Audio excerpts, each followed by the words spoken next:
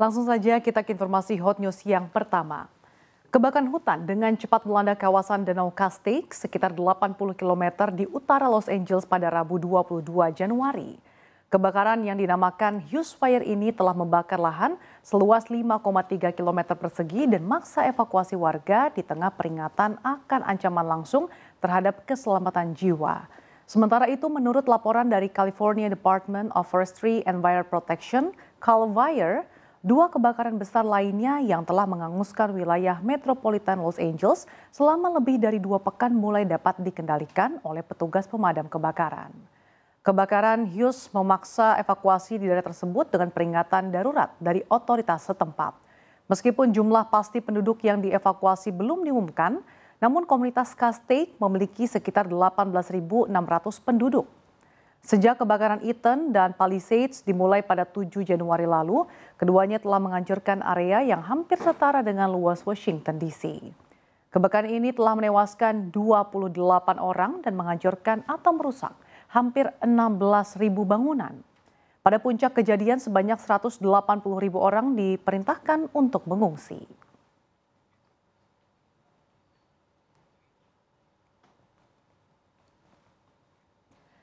Kita bergeser ke informasi berikutnya.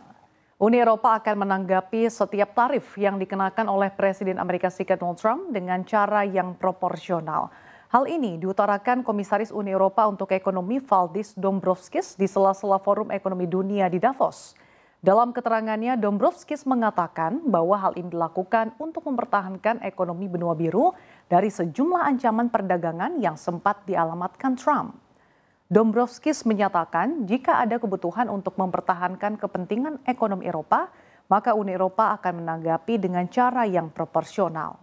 Dombrovskis mengatakan Amerika Serikat dan Eropa adalah sekutu strategis dan penting bagi mereka untuk bekerja sama, baik secara geopolitik maupun ekonomi.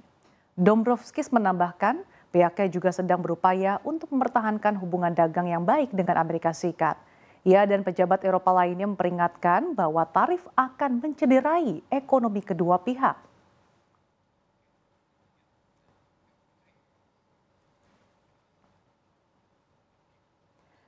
Kita bergeser ke informasi berikutnya. Harga emas masih mengangkasa dan melanjutkan tren positif yang sudah terjadi sejak awal pekan. Harga penutupan kemarin adalah yang tertinggi sejak 30 Oktober 2024 atau hampir 3 bulan terakhir. Penguatan harga emas utamanya dipicu oleh melemahnya dolar Amerika Serikat serta imbal hasil US Treasury. Indeks dolar DXY merosot ke level 108,17 yang merupakan level terendah dalam lebih dari 3 minggu sehingga membuat logam mulia yang dihargai dalam dolar menjadi lebih murah bagi pemegang mata uang lain. Imbal hasil US Treasury juga melandai ke 4,57% dari posisi sebelumnya yang nyaris mendekati 5%. Emas tidak menawarkan imbal hasil sehingga melandainya imbal hasil US Treasury akan membuat emas lebih menarik. Emas sering dianggap sebagai tempat berlindung di masa-masa ketegangan ekonomi dan geopolitik, namun kebijakan yang diusulkan Presiden Amerika Serikat Donald Trump umumnya dipandang sebagai inflasioner yang berpotensi memaksa Federal Reserve Amerika Serikat untuk mempertahankan suku bunga tinggi dalam waktu lama untuk mengendalikan tekanan harga yang meningkat. Trump belum memberikan banyak rincian mengenai tarif yang diusulkan, sehingga investor meragukan agresivitas langkah tersebut dan sejauh mana dampaknya.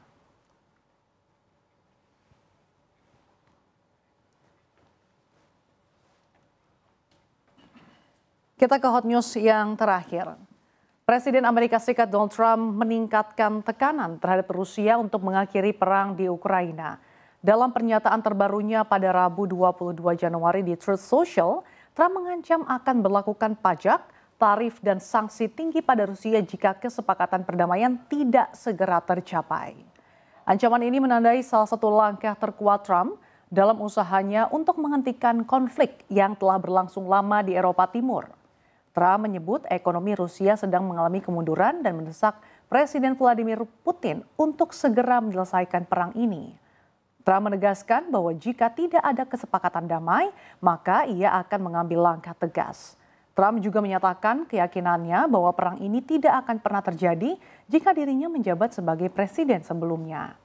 Selama kampanye presidennya, Trump berjanji akan menghentikan perang bahkan sebelum ia dilantik. Ia mengklaim mampu menyelesaikan konflik dalam waktu 24 jam setelah berbicara langsung dengan Putin. Pada pekan ini, media Amerika Serikat melaporkan bahwa Trump telah menunjuk utusan khusus, yaitu Keith Kellogg, untuk mengakhiri perang dalam 100 hari pertama pemerintahannya. Langkah ini disambut dengan sikap hati-hati dari Moskow. Putin memuji keterbukaan Trump untuk memulihkan hubungan langsung dengan Rusia.